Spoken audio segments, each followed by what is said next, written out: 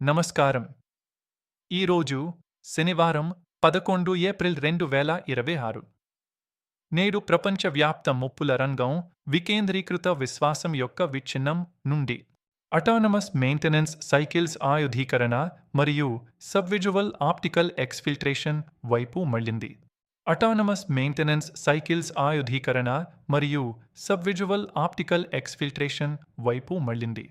నిన్నటి వరకు zero knowledge సర్క్యూట్ల పతనం గురించి చర్చించుకోగా, నేడు adversarial AI automated hardware patching ప్రోటోకాల్స్ను హైజాక్ చేయడం.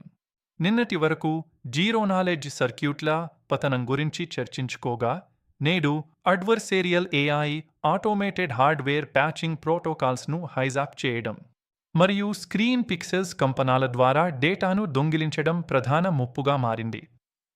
గత 24 గంటల్లోని అత్యంత కీలకమైన సంఘటనల సారాంశం ఇప్పుడు చూద్దాం.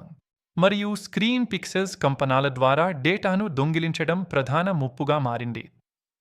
గత 24 గంటల్లోని అత్యంత కీలకమైన సంఘటనల సారాంశం ఇప్పుడు చూద్దాం. మొదటిగా, కీలక మౌలిక సదుపాయాలు. ఒక ప్రధాన క్లౌడ్ ఇన్ఫ్రాస్ట్రక్చర్ ప్రొవైడర్ తన బేస్బోర్డ్ మేనేజ్మెంట్ కంట్రోలర్లపై భారీ దాడిని నివేదించింది. హ్యాకర్లు ఆటోమేటెడ్ ఫర్మ్వేర్ అప్డేట్ సైకిల్ను హైజాక్ చేసి, వేలాది సర్వర్లు బూట్ అయ్యే సమయంలోనే పనికి రాకుండా పోయేలా బ్రికాన్ బూట్ పేలోడ్లను పంపారు.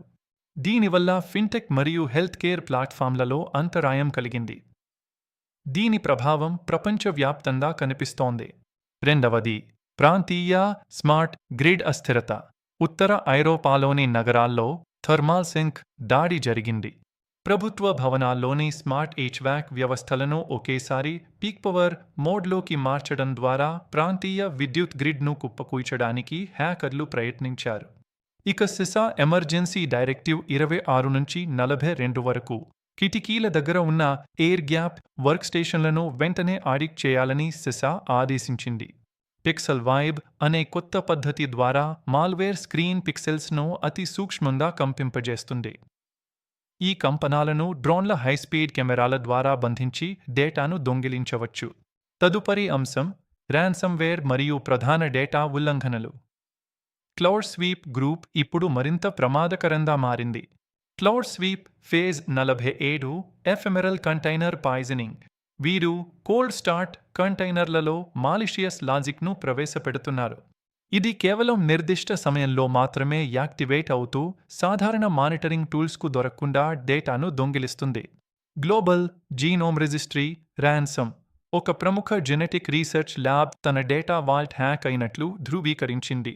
భారీ మొత్తంలో డబ్బు చెల్లించకపోతే లక్షలాది మంది DNA డేటాను వారి అసలు గుర్తింపుతో కలిపి బహిర్గతం చేస్తామని హ్యాకర్లు బెదిరిస్తున్నారు. లాజిస్టిక్స్ రంగంలో కలకలం. ఉత్తర అమెరికాలోని ఒక రవాణా సంస్థ తన సెల్ఫ్ డ్రైవింగ్ ట్రక్కుల ఫ్లీట్ నిలిచిపోయినట్లు తెలిపింది. హ్యాకర్లు ఫర్మ్వేర్లో ప్రవేశపెట్టి ట్రక్కులను తిరిగి స్టార్ట్ చేయడానికి డబ్బు డిమాండ్ చేస్తున్నారు. మూడవ విభాగం, అభివృద్ధి చెందుతున్న AI మరియు ఆప్టికల్ ముప్పులు. సెల్ఫ్ కరెక్టింగ్ ఫిషింగ్ స్వాన్స్ ఇప్పుడు రంగంలోకి దిగాయి. ఒక ఈమెయిల్ ఫిల్టర్ చేయబడితే మిగిలిన లక్షలాది ఈమెయిల్లు సెకన్ల వ్యవధిలో తమ మెటాడేటాను ఆటోమేటిక్గా మార్చుకుని ఆ ఫిల్టర్ను దాటేస్తాయి. పాయిజన్డ్ లో code logic blocks. Fintech automation కోసం వాడే మాడ్యూల్స్లో రహస్య బ్యాక్డోర్లను పరిశోధకులు గుర్తించారు. ఆండ్రాయిడ్ సబాడిబుల్ సైఫన్ 32.0 ఈ మొబైల్ వైరస్ స్పీకర్ల ద్వారా వినబడని అల్ట్రాసోనిక్ పల్స్ను విడుదల చేస్తుంది.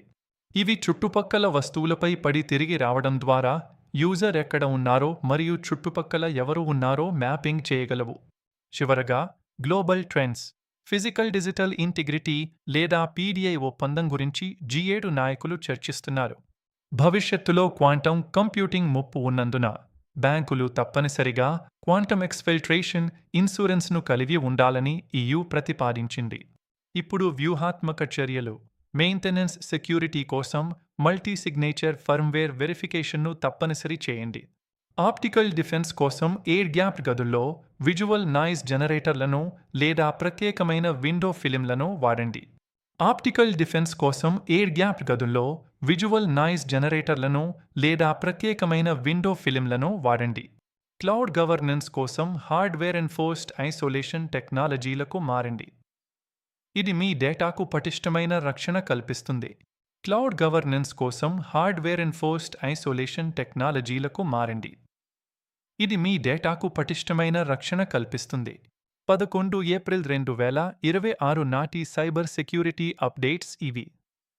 అప్రమత్తంగా ఉండండి, సురక్షితంగా ఉండండి. రేపటి బ్రీఫింగ్లో మళ్ళీ కలుద్దాం. సెలవు.